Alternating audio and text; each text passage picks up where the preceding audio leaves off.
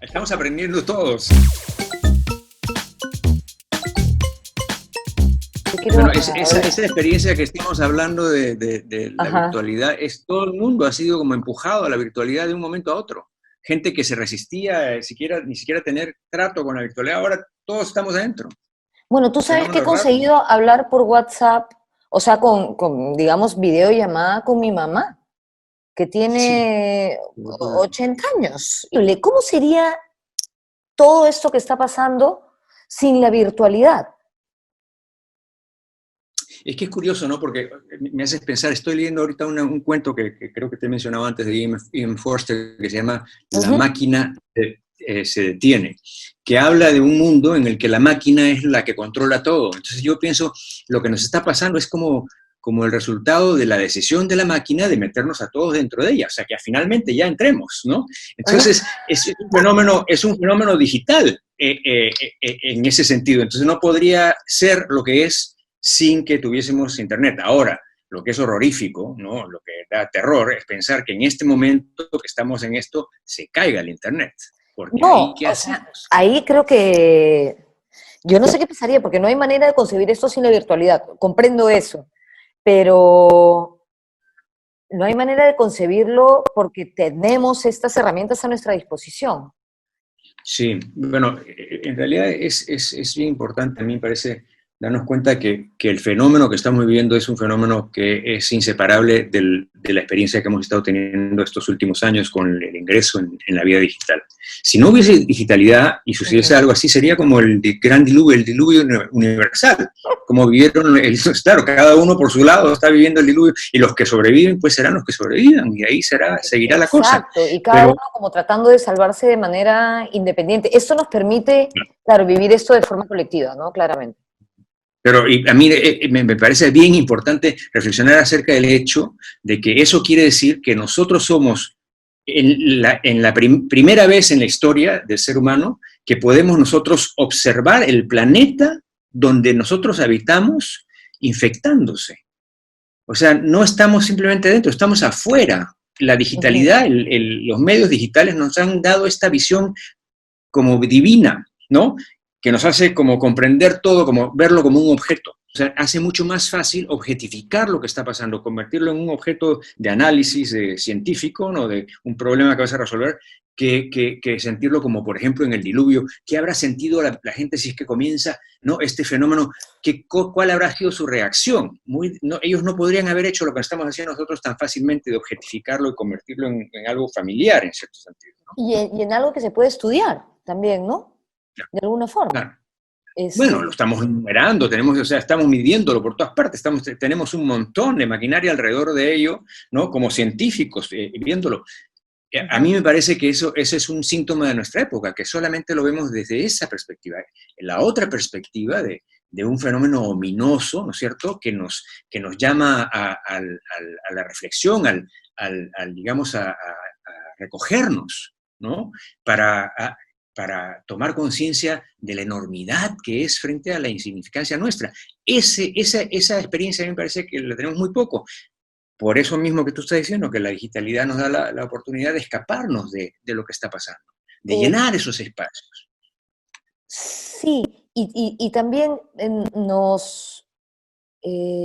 constantemente nos propone esa mirada desde afuera, de la que estás hablando, ¿no es cierto? Pero sí, ese mirar desde afuera impide esta oportunidad de mirar hacia adentro, que es lo que yo creo que es esta circunstancia nos da esa posibilidad. Puedes tomarla o no. Yo creo que tarde o temprano la tomas, porque no tienes mucha alternativa. Pero ¿qué pasa con esa oportunidad de entrar en ti, de ver adentro? Me parece que esa conversión de la que tú estás hablando, de poder introvertirnos y de reflexionar, como tú estás diciendo, ocurre naturalmente cuando nos enfrentamos con la muerte. O sea, la muerte comienza a acercársenos y entonces cubierta con la que estamos nosotros velando, nuestra mirada comienza a caerse delante de nosotros y tenemos que verlo. Entonces ahí es un instinto prácticamente el de tener que preguntarse por uno mismo, ¿no? Y tomar conciencia de nuestra mortalidad, que es lo que a mí me parece nos hace reflexivos, nos hace, ¿no? En ese sentido más filosófico, Sí, digamos, pero no ¿no? Más estamos, religioso. digamos, hemos olvidado ese contacto con nuestra propia mortalidad, en nuestra cultura, digamos. Bueno, digamos que el ser humano siempre ha oído que la conciencia es su mortalidad. Pascal decía que teníamos un instinto de divertimento, que era precisamente un instinto que nos salvaba del terror de tener que confrontar nuestra mortalidad todo el tiempo. Claro, Porque sería el ser imposible vivir, mortal es muy duro. ¿Ah? digo que sería imposible vivir conscientes de nuestra mortalidad a cada instante. Obvio, claro. O sea, Entonces es una forma de protección, ¿no? Pero cuando ya se pasa, como en nuestra época, en que ya esos momentos de recogimiento cada vez son menores, ¿no es cierto? Esta desacralización de las cosas, de que nada ya es sagrado, de que no tenemos reverencia por nada. Son muy pocas las cosas que nos recogen, ¿no? ¿y Porque hay una sería cierta... existe un espacio para lo sagrado, para las cosas que nos recogen? La pregunta que estoy haciendo es más profunda cuando uno la considera no en función de espacios, sino en función de actitudes. Y a mí me parece que la actitud que hace posible esa relación con la cosa como si fuese algo digno de reverencia, luminoso, ¿no? Que te llama a la reflexión, que esa actitud es lo que está ausente, que hemos ido perdiéndola a medida que hemos comenzado a tener más éxito en ignorar a la muerte, incluso en pensar que por nuestra tecnología la podemos superar, ¿no? O sea, ¿cuántas fantasías hay, no? Lo que se llama el transhumanismo. Es que nosotros vamos a poder, ¿no es cierto?, descargar nuestra conciencia, ¿no?, dentro de una computadora y deshacernos de este cuerpo pues tan limitado y tan, ¿no?, decadente para vivir eternamente. Esa fantasía no es otra cosa que la creencia en algo que en el fondo no podemos creer, porque tendríamos que ser otro tipo de ser que el que somos, ¿no? Que nos permite evadir con más fuerza la muerte. Aunque al final suceden cosas como estas que nos vuelven a recordar, ¿no? Que somos unos Nuestra ilusos, ¿no? mortalidad. Me hace pensar en ese episodio de Black Mirror en que se muere la pareja de una mujer y ella Sí, claro. la sustituye con una suerte de muñeco que Clon. es a su Sí, casa, sí, un clon, bueno, que ha sí. sido alimentado con los audios, ¿no? Y con toda la información de él. Entonces piensa, el episodio es fantástico para pensar sobre eso porque está muy bien hecho, ¿no? ¿Qué cosa es? Muere esta persona, para quienes no lo han visto, parece que que sepa un poco la historia, muere la pareja de esta mujer, ¿no es cierto?, inesperadamente, y entonces se entera ella de que hay un servicio ahora por nuestros medios tecnológicos, ¿no es cierto?, de reconstruir a su pareja a partir de toda la información de la huella digital que ha dejado, de todas las conversaciones que ha tenido. Toda la información Que puede virtual, e crear... incluso con su voz, ¿no? O sea, puede Sí, recrear por todos los sí. mensajes de voz que dejó, etcétera, ¿no? O sea, la máquina reconstituye al ser humano a partir de lo que el ser humano ha dejado en la máquina, ¿cierto? Exacto. Pero es interesante. Y entonces, claro, ahí tú lo que piensas es, bueno, entonces, ¿cuál es nuestra concepción de lo que es el ser humano? Es lo que hacemos, lo que decimos, y quién es lo que hace y dice, por ejemplo, ¿no? Eso es lo primero que uno piensa. O sea, tengo todas las huellas, pero ¿quién lo dice? ¿Ese está ahí también? ¿Ese también se puede reconstruir o eso es algo que escapa a esa reconstrucción? En el episodio, no sé si te acordarás, hay un momento en el que ella se da cuenta que este clon, porque después, aparte de primero la conciencia y la voz y qué sé yo, también pueden reproducir su cuerpo, ¿no? Entonces reproducen el cuerpo y le ponen esa conciencia, pero entonces ella se da cuenta que en la interacción con él algo le falta. ¿Y le falta qué? La espontaneidad, ¿no? O sea, el poder la ser vida, él pues, ¿no? más allá. ¿Cómo? La vida es lo que le falta. Hay mucha gente que piensa que eventualmente la máquina va a tener también la espontaneidad que tiene el ser humano, que solamente es cuestión de que vayan aprendiendo las máquinas, aprendiendo por sí solas, y eventualmente van a tener una voluntad y una espontaneidad propia. Esa es una creencia que tienen los transhumanistas, por ejemplo. Claro, pues todo tiene que ver con esta idea de trascendencia o este deseo de trascendencia, porque la gente no quiere morir. ¿Por qué la gente no quiere morir, Víctor? Bueno, porque es imposible imaginarte el fin de ti mismo. O sea, es una cosa tan inconcebible que te da pánico, te da terror, ¿no? Es una cosa con la que no quieres ni siquiera enfrentarte. ¿Qué cosa quiere decir que tú ya no seas? O sea, imagínate, ¿qué pasa cuando te mueres, cuando ya no está tu conciencia? ¿Qué es eso? ¿Qué cosa es lo que está al otro lado de un abismo? No, mejor no quiero eso, no quiero eso, no quiero eso, como el niño que no quiere que le apaguen la luz en la noche, ¿no? Entonces, esta pandemia, o sea, este encerramiento, esta cuarentena en la que nos encontramos, está propiciando justamente la experiencia que el consumismo, que nuestra cultura ha estado impidiendo por mucho tiempo. Entonces uno podría decir, es una bendición que todo haya parado, para que por favor nos demos cuenta, ¿no? De que estamos llenos de cosas que no tienen nada que ver con nosotros. Para reaccionar, sí, justamente también quería hablar contigo de eso, si realmente esto es un problema o podría ser el comienzo de un camino hacia la solución del verdadero problema que enfrentamos como humanidad, que tiene que ver con el consumismo, con el capitalismo extremo, con la acumulación de capital, que son todas las cosas que están brotando a raíz de este estado, ¿no? ¿Cómo sería un sistema fuera del capitalismo o del consumismo? ¿Es posible? O sea, solo imaginarlo es abrumador. Para algunas personas más que otras, evidentemente, pero es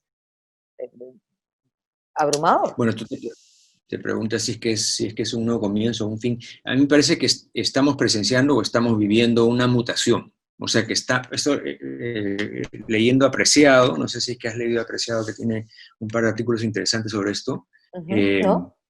Paul Preciado, dice, ¿qué dices, no? ¿Me imagino?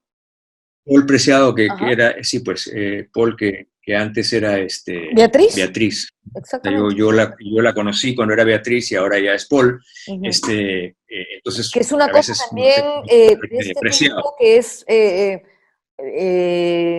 muy de nuestros días. A eso se refiere cuando habla de que estamos todos pasando por una mutación de especie. La especie misma está mutando en la forma como percibe y cómo se relaciona con las cosas, ¿no? Entonces a mí me parece que más que en verlo como un nuevo comienzo, es la continuación de un proceso que hemos estado todos, en el que hemos estado participando todos sin darnos tanta conciencia como nos estamos dando conciencia ahora, que vemos las diferencias, ¿no? Las cosas que están cambiando. O sea, que yo diría sí, no es que sea una oportunidad, o sea, porque aunque no estemos nosotros conscientes de eso, va a pasar igual, ¿no? O sea, todo este proceso que está ocurriendo con nosotros sigue con nosotros o sin nosotros. La cuestión es que nos despertemos y nos demos cuenta con qué tenemos que hacer para avanzar con él, ¿no? Y no ser destruidos por esto, por estas transformaciones, por estos cambios, ¿no? También hay como esta necesidad de hacer de esto un tiempo productivo. Y yo creo que hay que, cada uno sabrá cómo usa este tiempo, pero también hay que darle lugar a la no productividad, creo yo, ¿no? Para poder como recibir lo que está ocurriendo, transitarlo y vivirlo en el presente. Pero hay una cierta necesidad de tratar de emular lo que hemos hecho antes, ahora, en esta situación, que me parece que de alguna manera revela una resistencia a realmente considerar los cambios que está exigiendo esta nueva situación y que es por miedo, por pánico, por ansiedad. Y entonces, así como el ansioso que come todo el tiempo, nosotros estamos metiéndole más proyectos y más tutoriales y más cosas para hacer, para llenar ese espacio que deberíamos estar usando, como tú dices, simplemente para pensar las musarañas, para que se te vengan cosas a la cabeza que no se te han venido antes, para que puedas hacer nuevas asociaciones, puedas ver la vida de otra manera, ¿no? O sea, para que te desenganches de ese tóxico que has estado respirando durante tantos años en la vida. Y además para realmente ver hacia dónde nos conduce todo esto, ¿no? Yo creo que, por ejemplo, es una oportunidad artística grande, justamente para eso, para no empezar a crear en función de lo que teníamos o intentar reproducirlo, sino ver qué posibilidades se abren en esta circunstancia. Y eso creo que ¿Qué otro? no nace porque te esfuerces por crearlo, por producirlo, sino que nace de otro tipo de impulso, ¿no? Cuando dejas habitar lo que te está pasando en ti y eso se cocina dentro tuyo y sale transformado, ¿no? O sea, cuando comienzas a actuar no a partir de lo que ya está establecido, sino a partir de la necesidad del momento mismo, que es lo que estamos teniendo que aprender a hacer. Cómo comunicarnos, por ejemplo, tenemos que comunicarnos de otra manera, tenemos que aprender cómo utilizar estos medios, por ejemplo, para acercarnos más al tipo de cosas que necesitamos, ¿no? O sea, sí, efectivamente, o sea, adaptarnos, tenemos que adaptarnos, quiere decir transformar la forma como hemos estado viviendo, ya no pensar en que vamos a volver a lo de antes, no vamos a poder, eso es imposible. Yo creo que eso estamos de acuerdo, hemos hablado de esto varias veces, ¿cierto? Exactamente. No podemos, ya no podemos volver. O sea, es como después de un trauma, la vida cambió. Lo que propone Kierkegaard es algo que en realidad conocemos todos. O sea, en cualquier situación que hemos tenido, por ejemplo, en nuestras relaciones amorosas, ¿no? Llega un momento en que te das cuenta que ya no funciona la relación. Y sin embargo, es lo único que verdaderamente le da sentido a tu vida y sin embargo ya no funciona. Entonces, ahí tienes que tomar una decisión, y la decisión es dejarlo familiar porque ya sabes que no funciona, pero lanzarte a un abismo que no sabes qué será. Claro. Entonces eso es lo que dice Kierkegaard, lo que requiere es un salto de fe, o sea, tener la confianza de que el futuro te va a acoger, que eso que estás perdiendo va a abrir espacio para algo nuevo, pero tener fe. Es como cuando te dicen que hay que soltar para poder recibir, ¿no? Porque mientras estés así, no vas a poder recibir nada, ¿no? Porque... ¿O cómo se llamaba esta japonesa que se hizo muy famosa hace pocos meses porque te ayudaba a arreglar tu casa, a hacerte cosas que no necesitabas? Debe haber, además, ganado nuevamente fama a raíz de todas estas circunstancias. Por supuesto, pero exacto, pero ella qué cosa nos decía, que era un ejercicio espiritual, deshacerte de cosas para abrir espacio para nuevas cosas, ¿no? Porque nos llenamos de cosas, ya no hay espacio donde poner, o sea, físicamente es como una manifestación de que estamos saturados de cosas que ya no nos sirven. Sí, sí, y efectivamente hay que deshacerse para que puedan aparecer cosas nuevas, hay que crear espacio para cosas nuevas y hay que tener un salto de fe hacia el futuro. Así es. Muchísimas gracias, Víctor. Te admiro, te respeto. Siempre es un placer conversar contigo. Qué maravilla. Estás muy guapo, además te has sentado súper bien el confinamiento. Imagínate. Sí que sí. Te beso y espero verte pronto de manera virtual, mientras tenga que ser, y de manera personal cuando sea posible. Sí, qué rico va a ser abrazarnos, ¿no? Sí. Uy. Darnos un beso. ¡Ay, Dios mío! No puedo esperar, Norma, no puedo esperar. Te mando besos. Y es increíble aquello que dábamos tan por sentado, ¿no? Abrazar a alguien, besar a alguien, saludar a alguien. Eso era como algo que no estaba en discusión. O sea, era, por último tenemos esto. Bueno, ahora ni eso tenemos, ¿no? Bueno, eso es lo primero que a mí me parece que es bueno de acerca de esto, que nos hace valorar aquellas cosas que hemos dejado pasar o no hemos prestado atención, ¿no? Exactamente, sí. Bueno, sí. Muchas gracias. Muchas gracias. Cuídate. Chao, chao.